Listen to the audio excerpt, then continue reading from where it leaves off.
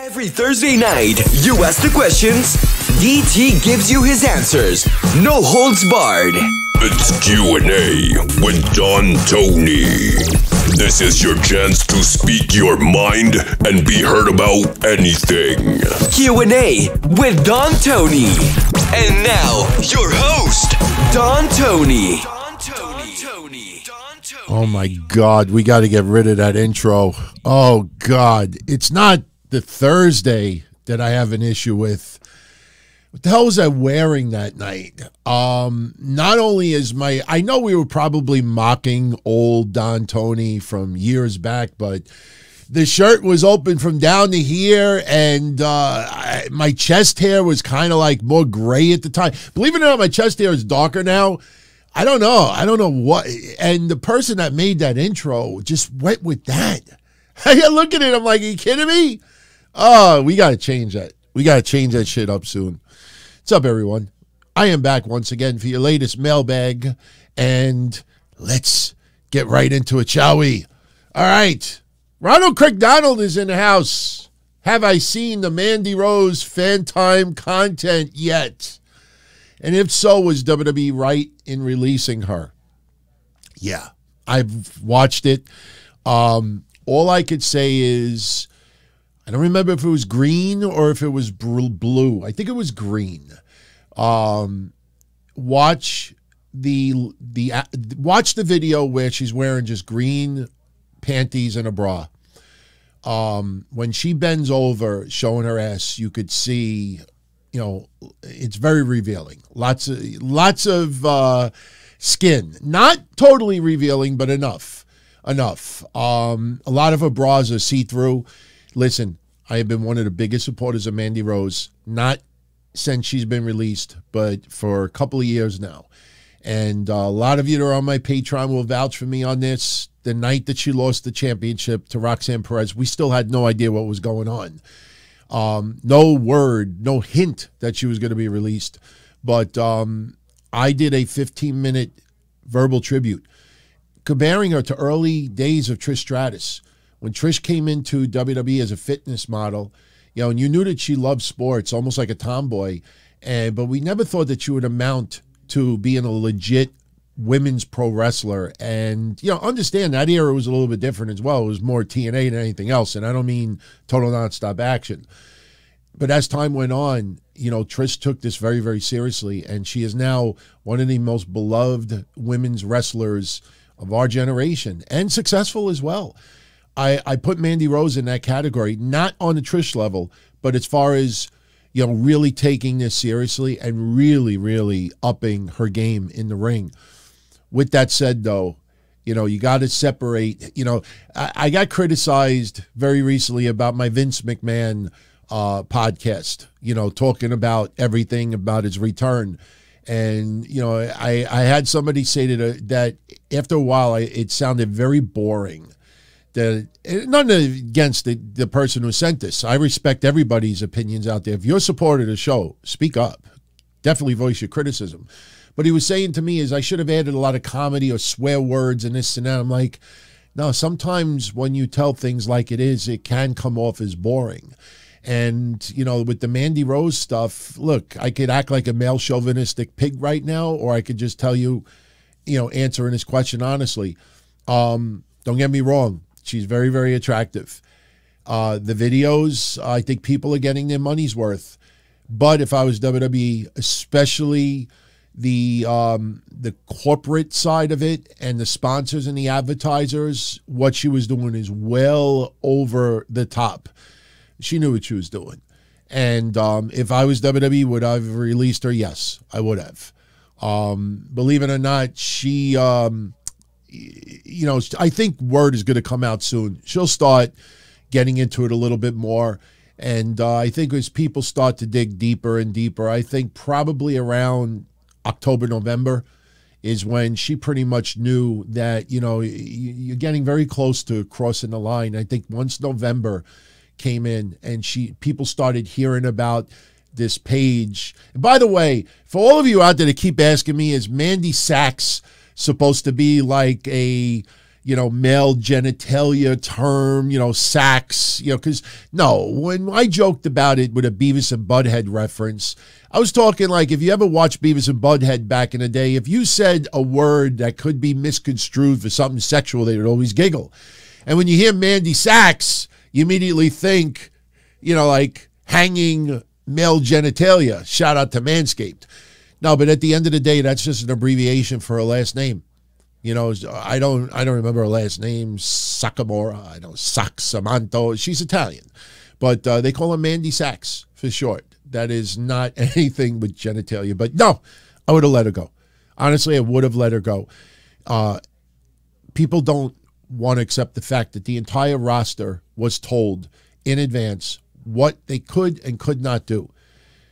She was fully aware. Let's be honest. I'm happy she made $1 million plus. I'm happy that she's doing well. And I do believe she'll be back in the WWE at some point in 2023. I really do. I don't think it's the end of the world. I think that eventually she will be back. And her stock is well worth it. It's well worth it. Plus, understand, she's a good person. And remember, just because you do little risque content doesn't make you a bad person. But Mandy, outside of wrestling, is so beloved and so liked. And not just because of her looks. She genuinely is a good person. And people like that, you want to see, back in the game. And who knows? Maybe she ends up making some cameos on AEW. I'm not that sure, though, because if she's trying to maybe get back in the good graces of WWE, maybe one of the things you don't do is pop up on an AEW episode. But we will see. We will see. Thank you for that, Ronnie.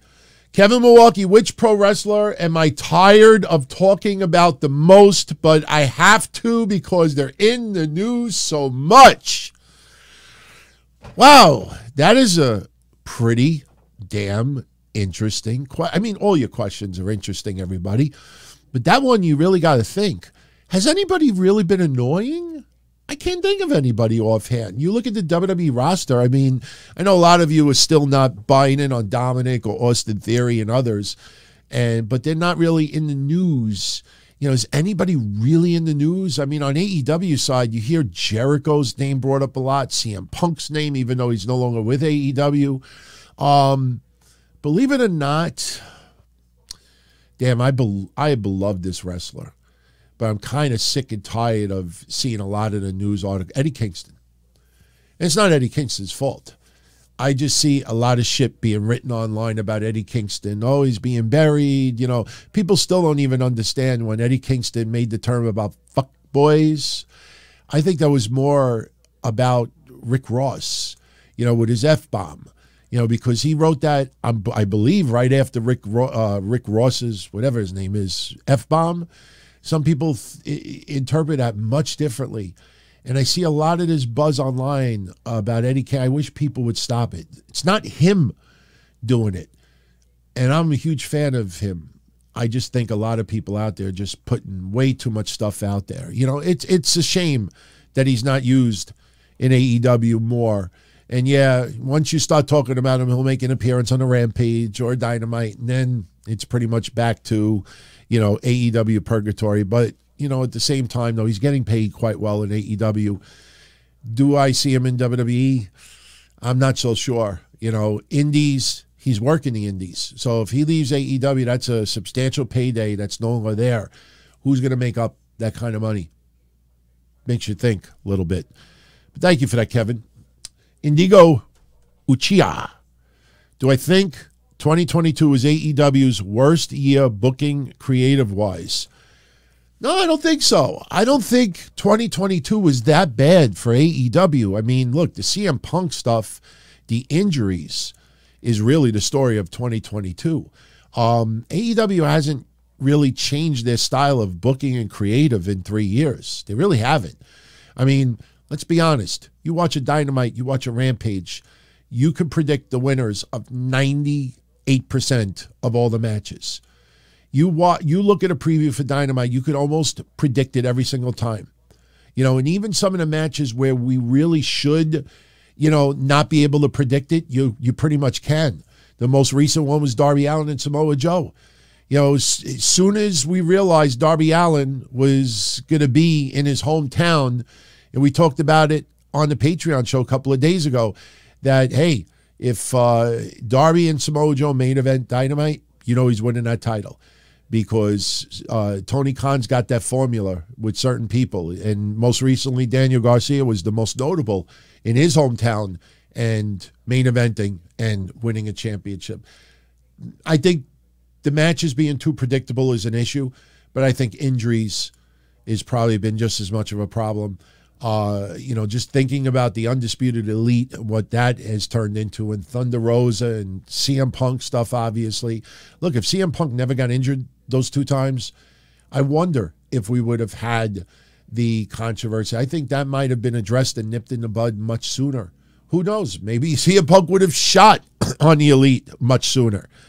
But no, I don't think in any way 2022 was their worst creative-wise. I think they didn't put as much effort in Rampage, though. From a year before, I think they just figured because AEW and because it's an alternative and because we're supposed to love 5-star, 4-star, 3.5-star matches, just based on, the quality of the match instead of the characters and the storyline, it is what it is. So thank you for that. Sammy, why do I always wear a hat on the show? Do I have male pattern baldness?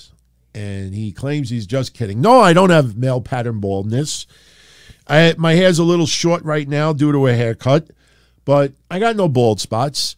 I think it's getting a little grayish, to be honest with you. Probably a little hair dye's in order. Nah, I mean, many times when I do the shows late at night, I'm watching Raw, I'm laying in my bed, I'm taking notes, and when I get up, my hair, it's all messed up. I don't want to go in the bathroom and start washing it and styling it and putting gel and hair blowers right before we go live. So I throw a hat on, and it kind of made like a little bit of a trademark.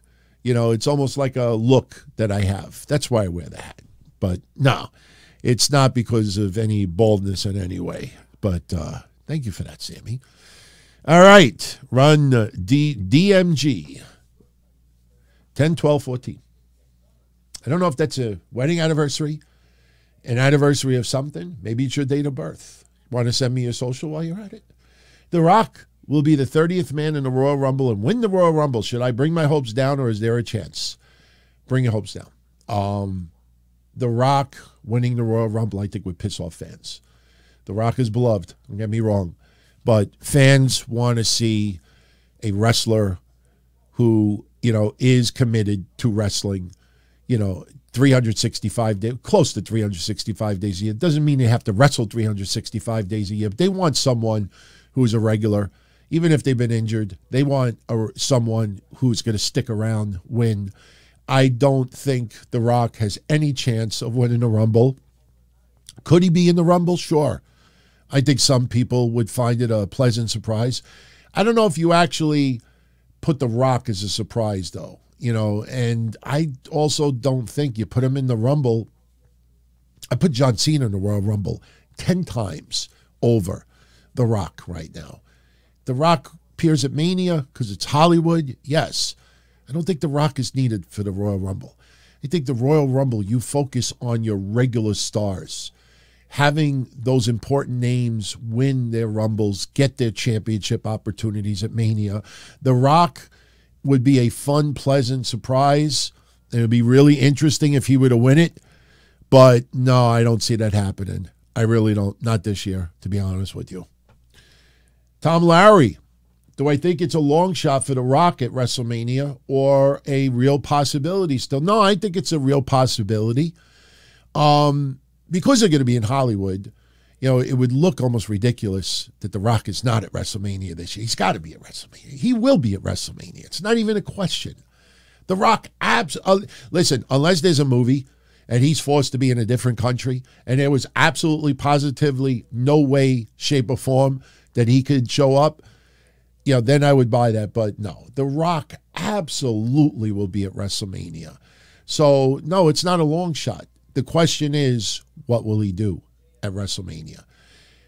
I'm not buying in him versus Roman Reigns anymore. That could still happen, but I'm just not buying it. Would I rather see him be a special guest referee? I think we talked about this bunch of months ago, and I know a lot of you hated my idea, but I don't know if The Rock necessarily has to have a match at WrestleMania. I think it'll still happen, but I don't think it's the must-see as we originally thought it would be a year ago. And we've been talking about The Rock versus Roman Reigns for well over a year. So, yeah, I do believe he'll be there. Absolutely. Mark Hicks II. If the Public Enemy chose to not sign with WCW in 96, do I think they would have fared better in the WWF? Or did they make the right decision at the time? And also, who are my dark horse picks for the winners of the Royal Rumble this year? My picks, I have not wavered from. Becky Lynch winning the Rumble, Rhea Ripley winning the Chamber. You could flip-flop that. I wouldn't flip-flop it. I think Rhea winning the Chamber fits her persona and her, just the physical, intimidating features about her. Winning the Chamber, I think, fits her better. On the male side, I go Cody Rhodes and Seth Rollins. I think Cody wins the Rumble. Seth wins the Chamber. They could swerve us.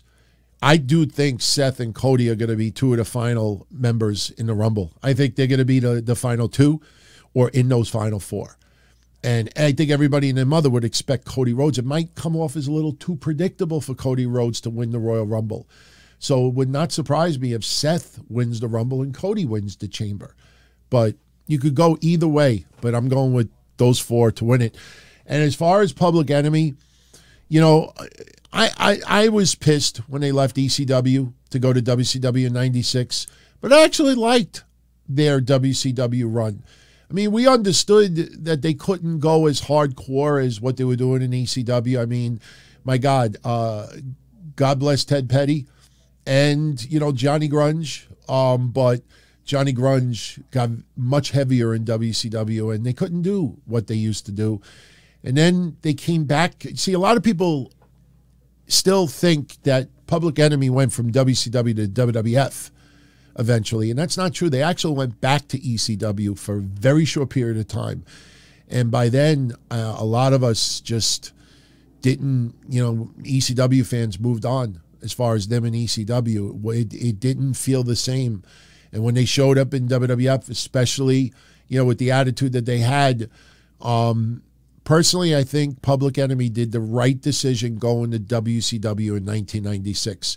If they went to WWF in 1996, I think they would have been squashed like a grape. Maybe not as quickly, but I can't see how the Public Enemy would have created like a little bit before what the Dudleys ended up mapping out in WWE. Look at what the Dudleys have done in the WWE. I mean, it's historic. I don't see Public Enemy coming anywhere close, and they would have been in there before the Dudleys. So, no, I think Public Enemy going to WCW was absolutely the right decision, in my opinion. Definitely. They would not have gotten anywhere near that kind of push in WWF.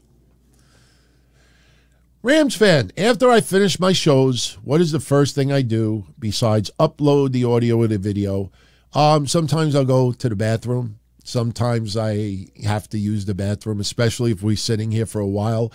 I never get up to go to the bathroom during a show unless there is an accident about to happen, which never, I think only one time in the 26 years that I ever have to end the show early because I had to take a dump. I honestly, and I don't have any issues like that I can't hold it in.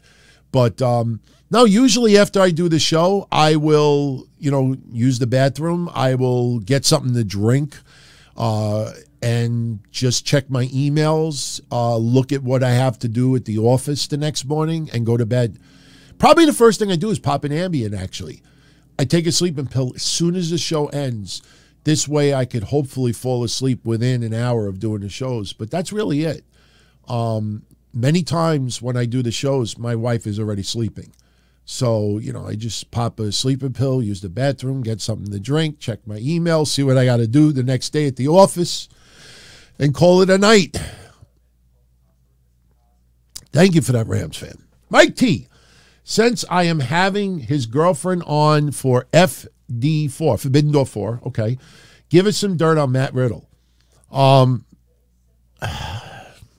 Man. See, listen, I'm not trying to be a jerk. I'm not trying to be a party pooper. But, my word is my bond. If anybody remembers the bus trip stories with XPW, why, I used to sell out 3-4 buses at a time when Slash ripped off the people on the bus trip and I refunded everybody out of my own pocket the next day. People still bring that up to me to this day. Wrestlers who have kept in secret with me specific things. There's stories that, I have never made publicly that are very, very raw that would be headlines. I'm not one to, just play gossip. If someone tells me in confidence, listen, DT, please don't make this public, but blah, blah, blah, blah, blah. Believe it or not, as I record this, I'm supposed to call Misha Montana tonight, Matt Riddle's girlfriend, to start setting up this. I don't want to call it an interview, a conversation we're going to have for Podcast Forbidden Door. But I'll say this. She has told me pretty bluntly what has been going on with Matt Riddle. And what's been going on with some of these dumpster fires that I've talked about in the past too. And understand something too.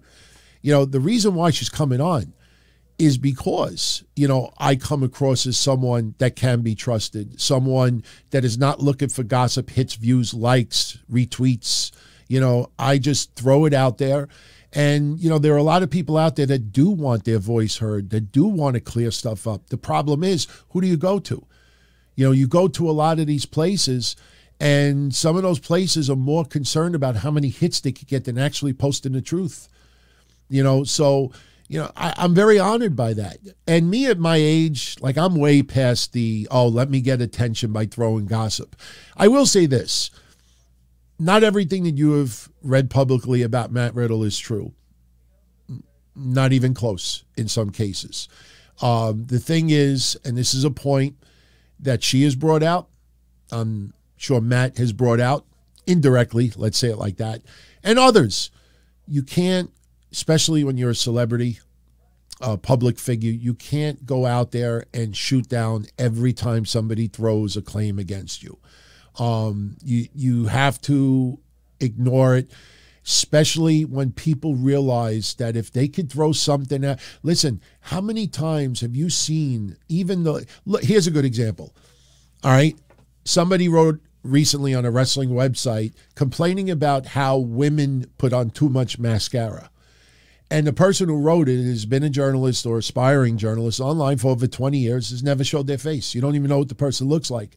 And that person is making criticism about women and how they wear their mascara. And a lot of women were very, very offended by it. Very offended by it.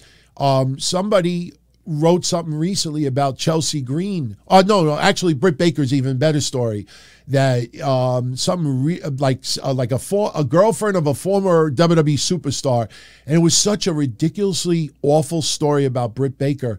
And people out there in the business asked that website to please take that down because the way they worded was so clickbait, and it made her look so negative. Instead, they were celebrating how much attention that they were getting. A lot of these sites are more concerned about getting the attention. Look at that Steve Carrier guy, that dirtbag. That guy has said some of the most awful stuff and has offended a lot of people in wrestling. And when they respond back and they fight back at him, he thinks it's a badge of honor. He thinks that he accomplished something good. The one thing that you notice with a lot of these wrestling news sites is they never go to wrestling conventions. They never go up to the wrestlers that they talk about and say, hey, so-and-so, hey, I'm Steve, Ringside News. Because I think a lot of these people know that they may not get punched in the mouth. They may not get physically assaulted, but I guarantee you a lot of these people would be yelled at, cursed at, embarrassed, and ejected from events. A lot of these people, they do their stuff online. This is their only way of getting attention, and that's it. That's it. So I don't want to put stuff out there that I think that Matt Riddle himself would want to put out there. And I do know for a fact he does not want to go out there and address the accusations about ecstasy and cocaine. And it would be disrespectful for me to try to address that, or her, or anybody else. That is something that if he wants to do it, he will. So all I'll say is that a lot of what you have read is not even close of being true, especially with some of the women. There's one woman in particular, I'll give you a little dirt. There's one woman in particular who thought that she had this serious relationship with Matt Riddle, and it ends up that they hooked up like once every month or two. Like they only hooked up a couple of times. And, you know, they would text and they would email, but they would not hang out for like 2-3 months at a time. And when they hooked up, it was casual. You know, Matt Riddle is a divorcee. You know, there's been some mental health stuff as well. And sometimes when you're a single person, male or female, especially if, you know, you are hurt in a relationship, sometimes there's a rebound effect. And sometimes people will go from person to person to person, and sometimes they just want company. You know, why do you think in the pro wrestling world, remember, anybody who's been a long timer with me, what did I say over 20 years ago? And I've said it many times over the years since. I said I would never date somebody involved in wrestling because I've witnessed with my own eyes people married getting intimate with other wrestlers because they're just lonely. They're on the road so much, they just want company. They just want to cuddle. They just want to take a shower together. They just want to do this. They just want to do that. And me, like, I just seen so much with my own eyes of like, man, I would never want to date somebody in wrestling because I would always wonder in the back of my head if my significant other, who is a pro wrestler and she's on the road and she is lonely and she misses being home and, you know, just for a night, just to cuddle a little bit, you know, yeah, that happens. And the thing with Matt Riddle is, you know, he has had some relationships like that as well. And again, I don't want to get too deep on it, be disrespectful towards him, but the problem is when somebody falls for you, man, even if you only hook up for every like couple of months, that person is building up the anticipation of wanting to see you for a month, 2 months. And then when you finally get there and you have an awesome, unbelievable night, you know, it turns almost into a weird fetish.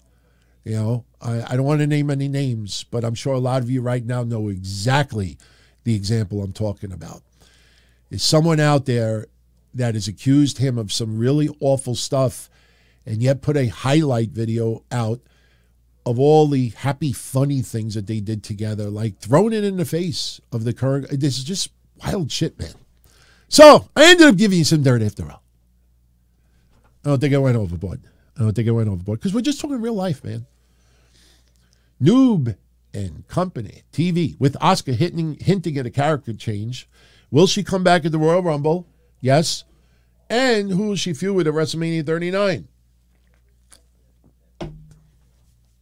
I think she feuds with Alexa Bliss. I think there is some work between the two.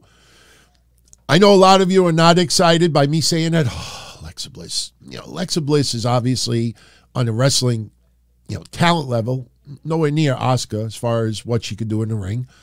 But, you know, they were friendly with each other. Remember, it was Alexa, Bianca, and Asuka. So I see those two having a little interaction, and WrestleMania will get here quicker than we realize. So, yeah, no, Asuka will return at the Rumble. Who knows? Maybe Asuka's new character will align with Alexa Bliss. You know, a lot of people think Asuka was going to turn heel. So that would be interesting. Hell, I'd rather see Asuka and Alexa Bliss maybe form a tag team with, you know, little change in characters for both. How's that? Willie G. I am offered a guaranteed 6-figure salary to be a consultant at any major wrestling brand company. Would I give all this up? Well, if you're talking about podcasting only, I mean, come on. I mean, I don't break the bank doing this. So, of course, I would probably give this up. As far as my personal work, I wouldn't give it up. No. Because pro wrestling is such an uncertain business. And if I end up leaving all the work that I do on the outside, go to wrestling, and then 6 months, a year later, I lose it, you know, I'm left with nothing. So could I work for a wrestling company right now? Yeah. I mean, I could definitely do enough, to work for a wrestling company, sure. I wouldn't be on the road, every day of the week. But if I had to travel 2-3 days a week, I could absolutely do it. I do have a secretary that does a lot of my workload. So, and I'm not in the office all the time for physical reasons and other reasons. So, if I was offered to do something, part-time or a little bit more than part-time for a wrestling company, depending on what it is, yeah, I would do it. But I would probably do something behind the scenes. I'd love to do the managing stuff again, but, I've said this a few times the last year. I had 3 wrestling promotions here in the Northeast over the last 2+ years say to me, DT, once COVID gets a little bit more under control, would you want to do your, Don Tony manager character again? And I said, yeah. And I think I would physically be even better than before, because at that time, I was before the spinal stimulator. The spinal stimulator has been a game changer for me, but that's never, developed. So I probably would rather do something behind the scenes. But yeah, I would love to entertain an offer. Absolutely. So believe it or not, everyone, we're almost done. How long are we going so far? 31 minutes. I think we'll be done in about 15 minutes.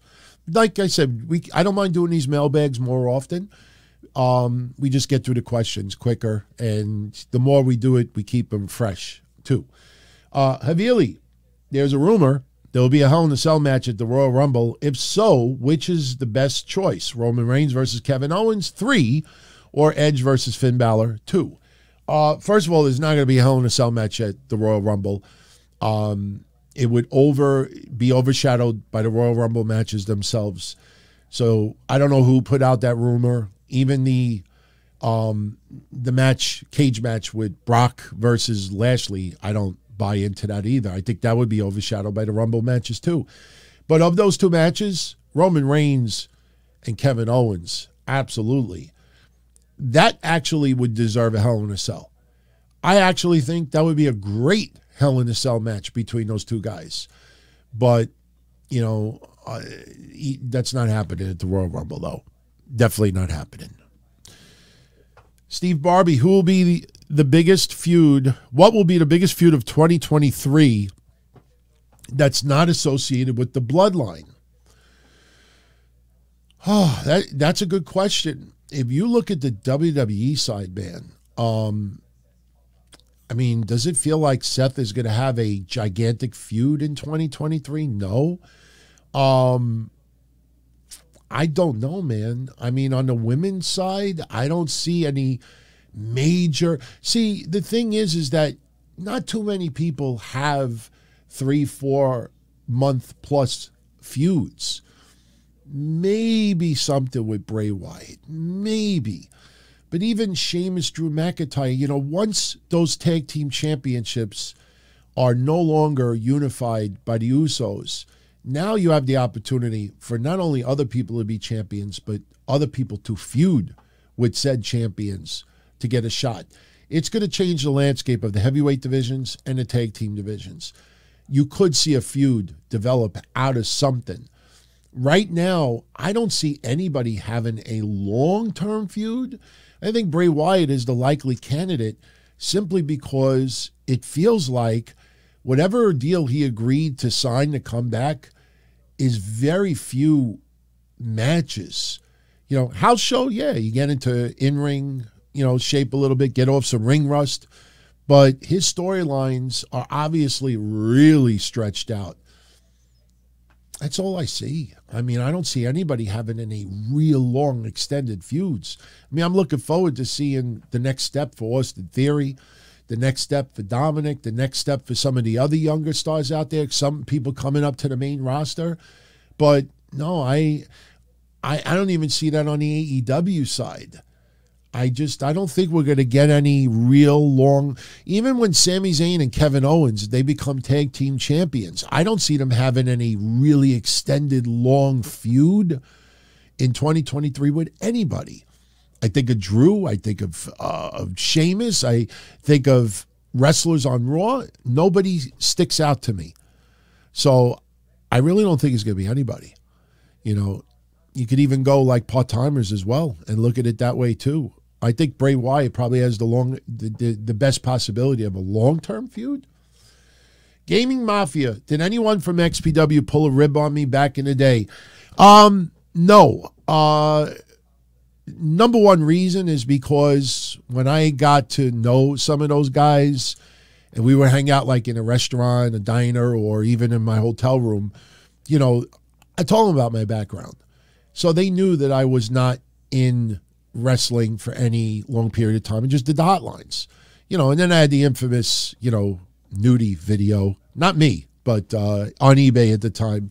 Had some nude coverage in there that got some attention. But no, what they would do once in a while, and I still have the camcorder tape somewhere. Maybe one day I'll put it online. The only reason why I haven't is because I always think of Sean Stasiak. If anybody doesn't know the story, Sean Stasiak, one of the legendary things that people accused him of doing was recording wrestlers without them knowing it. And no, I didn't record any wrestlers without them knowing it, but at least 2 times we were in my hotel room. I always got my own room whenever I did work for XPW because I didn't feel like I was one of the boys. I wasn't one of the boys. So I felt, you know, I have my own room. I keep to myself. And my room ended up being the one where everybody would hang out and smoke and drink and everything because they didn't want to pollute their own room. And I get it. But it was fun.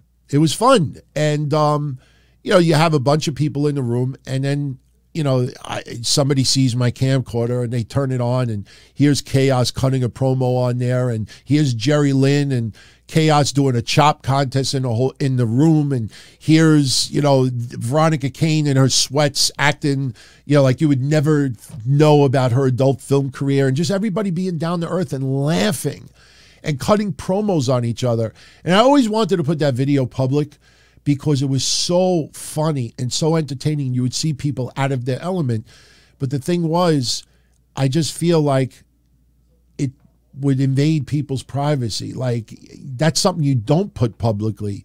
And I always think of Sean Stasiak. I'm like, I'm not going to be that person that's going to take home movies and put it online just to, you know, show something to everyone.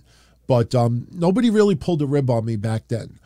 Showing up in the only time that would happen is my door would get a knock and I'm like, I didn't order no room service. And I open the door and here is Supreme and Chaos and Danny Doring and Jerry Lynn and this person and this person. They all come in, hey! And not because they liked me, let's be honest.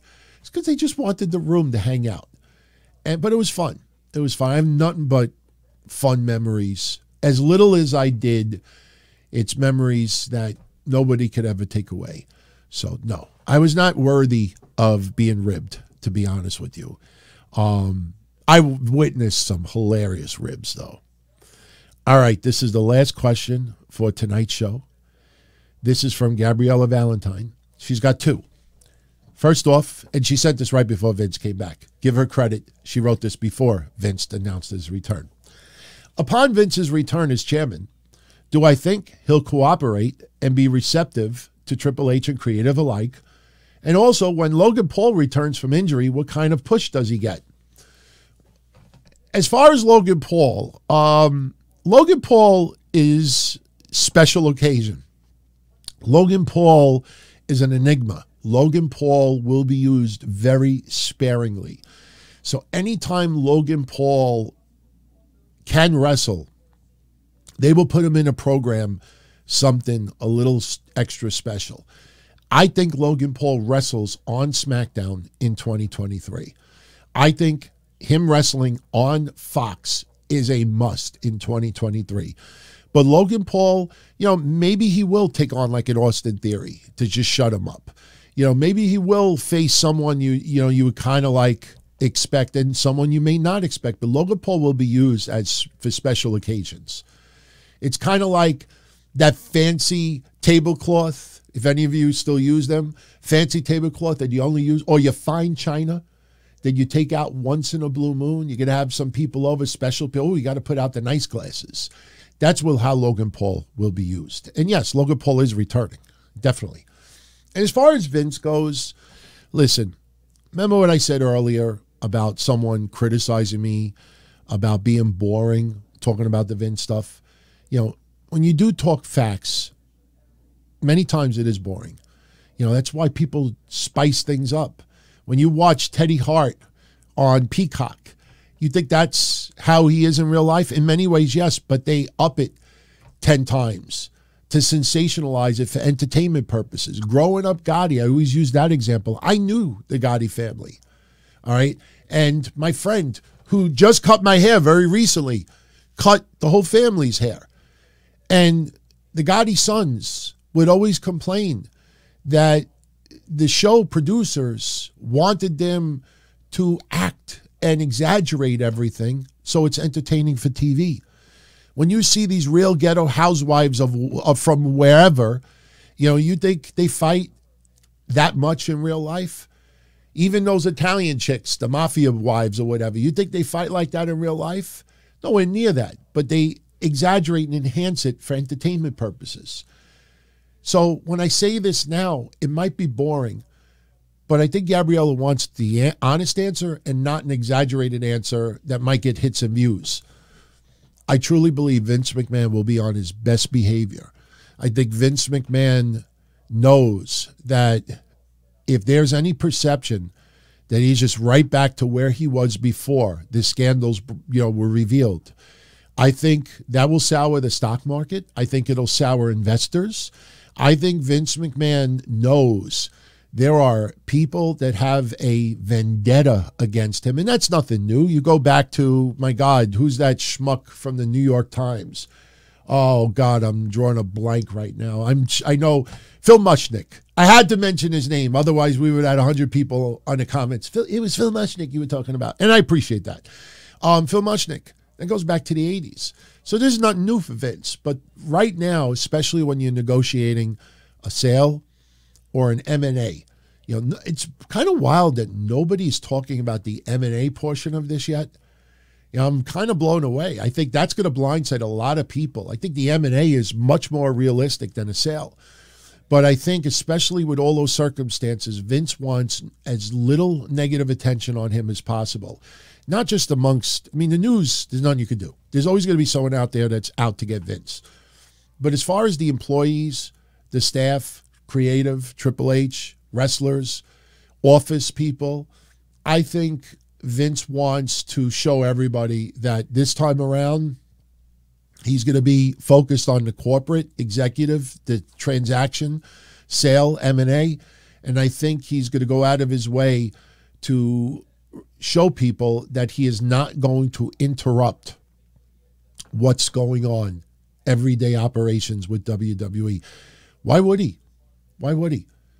Do you think he does it so he could laugh at me or laugh at you or laugh at other podcasters, everybody else getting emotional, cursing him out? You think he does that? And he's like, that's for so-and-so for saying this shit on his podcast. He doesn't give a shit. Guy wants to make the most. Listen, when you make money and you have so much money, you're shitting out money. You know, after a while, you know, you don't need that much money. But it's almost like an adrenaline. It's almost like, you know, like a chemical reaction. It's never enough. And the power is obviously there as well. I think Vince is going to go out of his way to avoid the day. Let me put it this way. The only people that are going to claim otherwise are the news media that's either looking for hits or just don't like Vince. But I think everybody behind the scenes, day to day, I think they're going to realize that, no, you know, Vince is staying pretty much, you know, out of the way. And that's why the stock market, listen, I'll leave you with one thing. We'll go. Whether you like what I'm saying or you don't like what I'm saying, or if you think it's boring or you think it's funny, think of it like this. The stock market, the investors, stockholders, advertisers, they could care less about WWE Creative. They could care less about emotional pushes, deep pushes. They just care about the bottom line. They care about numbers, period.